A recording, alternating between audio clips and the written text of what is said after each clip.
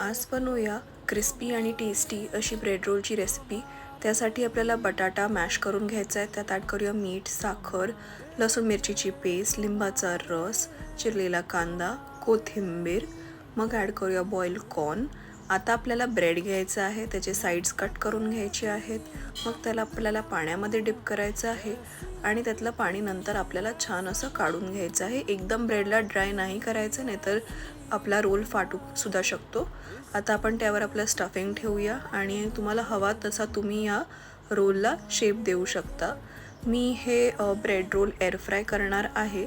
तुम्ही ह्याला deep fry सुद्धा करू शकता। डीप फ्राय करणार असाल तर त्याला ब्रेड क्रम्स लावून घ्या की छान असे तुमचे क्रिस्पी रोल्स बनतील। इथे आपले ब्रेड रोल सर्व करण्यासाठी रेडी झाले आहेत। तुम्ही ह्याला चटणी नाही तर सॉस बरोबर सर्व करू शकता।